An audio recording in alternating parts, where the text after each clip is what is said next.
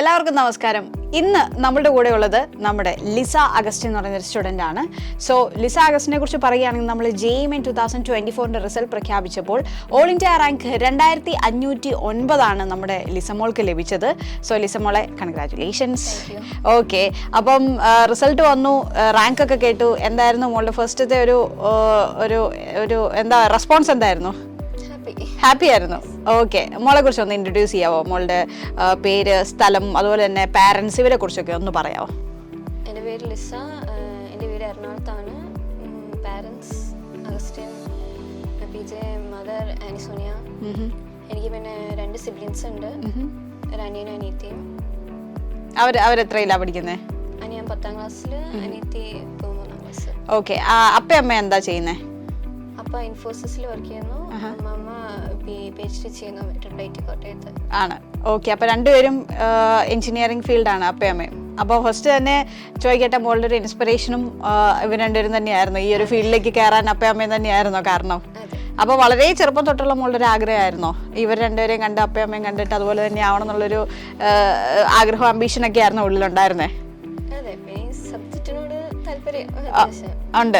Okay, മോൾക്ക് subject എന്ന് പറയുമ്പോഴത്തേക്കും എന്ന് വെച്ചാൽ ഇനി വരുന്ന ബ്രാഞ്ചിന്റെ ബേസിലാണോ അതോ ഇത് ഈ മാത്സ്, ഫിസിക്സ്, കെമിസ്ട്രി അങ്ങനെയുള്ളൊരു താല്പര്യമായിരുന്നോ?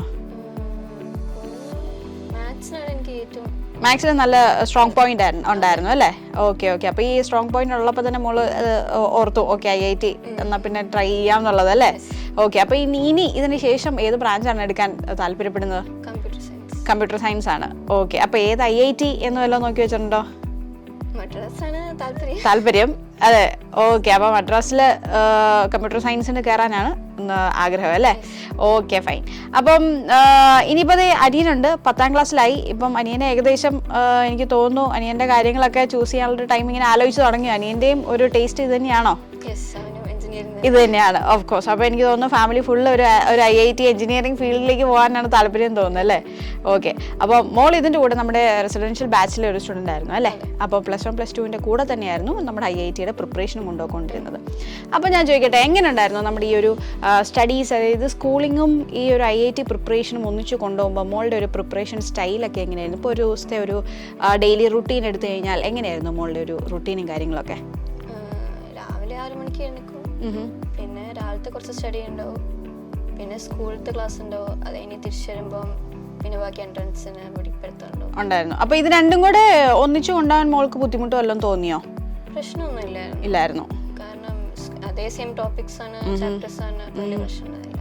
പിന്നെ സ്കൂളിന് മാത്രം കുറച്ച് തിയറി ബേസ്ഡ് ആയതുകൊണ്ട് പിന്നെ അതിൽ ബോർഡ് എക്സാമിന് കുറച്ച് മുമ്പേ ഫോക്കസ് ചെയ്ത് പഠിച്ചാൽ മതിയായിരുന്നു. ഓക്കെ, എനിക്ക് തോന്നുന്നു ആള് സ്കൂൾ ടോപ്പറും കൂടിയാണ് അല്ലേ? എത്രയായിരുന്നു +1 എന്തോരം മാർക്ക് കിട്ടി +1 റിസൾട്ട് വന്നപ്പോൾ? 595, അതായത് 600 ഏകദേശം 590, ജസ്റ്റ് ഒരു 5 മാർക്സ് മാത്രമേ പോയിട്ടുള്ളൂ അല്ലേ?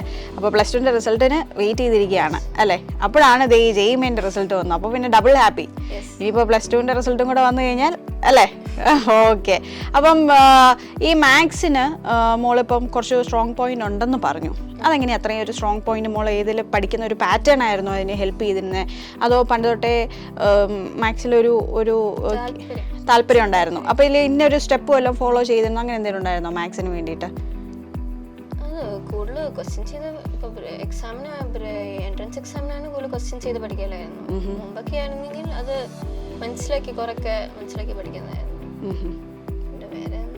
ഇല്ല. ഓക്കെ, അപ്പോൾ ബാക്കി സബ്ജക്ട്സിനെ ബേസ് ചെയ്യാൻ നോക്കുവാണെങ്കിൽ, അതായത് ഫിസിക്സ്, കെമിസ്ട്രി നോക്കുവാണെങ്കിൽ മോൾ ഏതൊരു ടൈപ്പ് ആണ് ഫോളോ ചെയ്തിരുന്നത്? എങ്ങനെയായിരുന്നു പഠിച്ചുകൊണ്ടിരുന്നത്?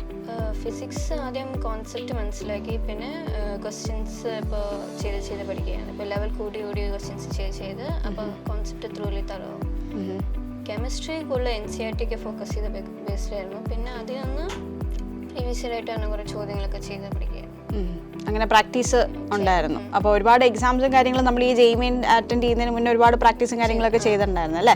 അപ്പോൾ മോളുടെ ഈ നമ്മുടെ റെസിഡൻഷ്യൽ ബാച്ചാന്ന് പറഞ്ഞു, അപ്പം ഏത് സ്കൂളിലാണെന്നും കൂടെ നമ്മുടെ പ്രേക്ഷകർക്ക് വേണ്ടിയിട്ടൊന്ന് പറയാമോ?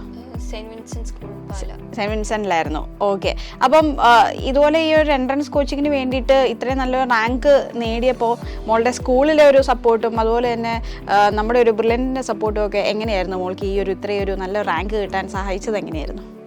നമ്മൾ ടീച്ചേഴ്സും അത്യാവശ്യം നല്ല സപ്പോർട്ടായിരുന്നു.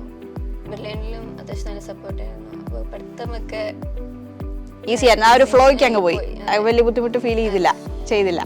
ഓക്കെ, അപ്പോൾ ഇനി ജെഇ അഡ്വാൻസിൻ്റെ പ്രിപ്പറേഷനൊക്കെ നടന്നുകൊണ്ടിരിക്കുകയായിരിക്കും അല്ലേ? ഓക്കെ, അപ്പോൾ ഈ ജെഇ അഡ്വാൻസിൻ്റെ പ്രിപ്പറേഷൻ മോൾ എങ്ങനെയാണ് ചെയ്യുന്നത്? കാര്യം ജെഇ മീൻസ് വെച്ച് നോക്കുമ്പോൾ കുറച്ചുകൂടെ ഡിഫറെൻ്റ് ആണ് ജെഇ അഡ്വാൻസ് അല്ലേ? കുറച്ച് നല്ല അഡ്വാൻസ് ലെവലിൽ പഠിക്കേണ്ടതുമായിട്ടുള്ളൊരു രീതിയാണ്, കുറച്ച് വൈഡായിട്ട് പഠിക്കേണ്ട ഒരു എക്സാം തന്നെയാണ് ജെഇ അഡ്വാൻസ് എന്ന് പറയുന്നത്. അപ്പോൾ അതിൻ്റെ പ്രിപ്പറേഷൻ എങ്ങനെയാണ് ഇപ്പോൾ കറൻ്റ്ലി പൊയ്ക്കൊണ്ടിരിക്കുന്നത്? ഇപ്പോൾ ഞാൻ ഇപ്പോൾ റെഫറൻസ് ആണ് ഫോളോ ചെയ്യുന്നത്. അപ്പോൾ അതിൻ്റെ കുറേ ബുക്സൊക്കെ ചെയ്യുന്നത്.